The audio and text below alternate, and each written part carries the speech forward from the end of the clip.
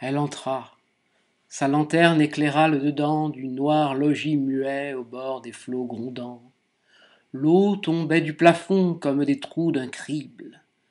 Au fond était couchée une forme terrible, une femme immobile et renversée, ayant les pieds nus, le regard obscur, l'air effrayant, un cadavre. Autrefois, mère joyeuse et forte, le spectre échevelé de la misère morte.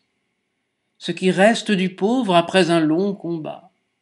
Elle laissait parmi la paille du grabat son bras livide et froid et sa main déjà verte pendre. Et l'horreur sortait de cette bouche ouverte, d'où l'âme en s'enfuyant sinistre avait jeté ce grand cri de la mort, cantant l'éternité. Près du lit où gisait la mère de famille, deux tout petits enfants, le garçon et la fille, dans le même berceau, souriaient endormis. La mère, se sentant mourir, leur avait mis sa mante sur les pieds et sur le corps sa robe, afin que dans cette ombre où la mort nous dérobe, ils ne sentissent pas la tiédeur qui décroît, et pour qu'ils eussent chaud pendant qu'elle aurait froid.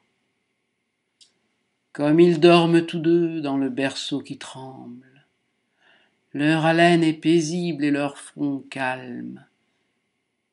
Il semble que rien n'éveillerait ces orphelins dormants, pas même le clairon du dernier jugement, car étant innocents, ils n'ont pas peur du juge.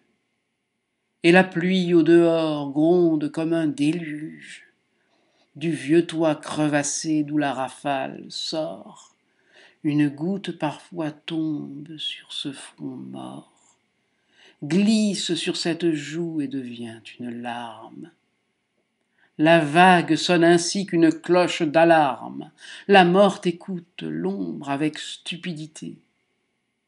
Car le corps, quand l'esprit radieux l'a quitté, a l'air de chercher l'âme et de rappeler l'ange. Il semble qu'on entend ce dialogue étrange entre la bouche pâle et l'œil triste et hagard. Qu'as-tu fait de ton souffle? Et toi de ton regard? Hélas, aimez, vivez, cueillez les primevères, dansez, riez, brûlez vos cœurs, videz vos verres. Comme au sombre océan arrive tout ruisseau, le sort donne pour but au festin, au berceau, aux mères adorant l'enfance épanouie, aux baisers de la chair dont l'âme est éblouie, aux chansons, aux sourires, à l'amour frais et beau, le refroidissement lugubre du tombeau.